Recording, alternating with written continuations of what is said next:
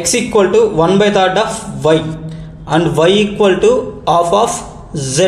నేను ఇక్కడతో ఆన్సర్ చెప్పేస్తాను, బట్ అది ఎప్పుడు చెప్తానంటే రెగ్యులర్ మెథడ్ యూజ్ చేసి తర్వాత చెప్తాను. చూడండి, ఇలా ఉన్నప్పుడు ఏంటంటే యువతలో తెచ్చేసుకోవాలి వైని, ఇటు తెచ్చేస్తే 1/y అవుతుంది. సో 1/3.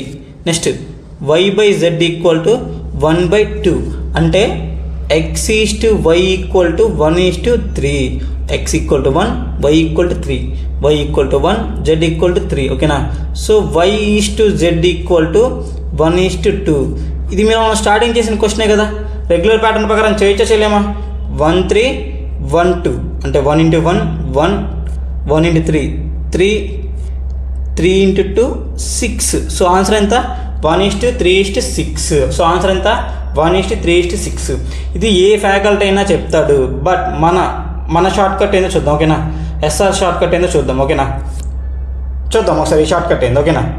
ఇక్కడ చూడు, y వాల్యూ జెడ్లో ఎంత ఉంటుంది? సగం ఉంటుంది. y వాల్యూ జెడ్లో ఎంత ఉండాలి? సగం ఉండాలి. ఇక్కడ చెక్ చేయి, y వాల్యూ జెడ్ కంటే ఎక్కువ ఉంది. సో ఇది ఆన్సర్ కాదు, ఎందుకంటే సగం ఉండాలి మనకి. ఓకేనా?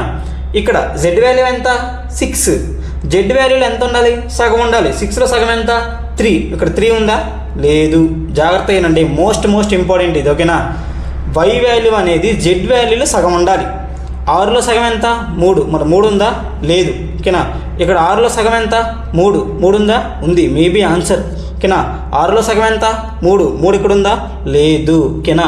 ఇది బెస్ట్ షార్ట్ కట్ అండి. ఓకేనా? ఇది ఎగ్జామ్ పాయింట్ ఆఫ్ వ్యూ ఇలా థింక్ చేయాలి. ఇది రిటర్న్ ప్యాటర్న్ ఎవడైనా చేస్తాడు. ఇలాంటి చిన్న షార్ట్ కట్స్ నేర్చుకుంటే పెద్ద క్వశ్చన్స్కి కూడా మనం ఈజీగా షార్ట్ కట్స్ చెప్పేయచ్చు. ఓకేనా? ఇది మోస్ట్ ఇంపార్టెంట్. ఓకేనా?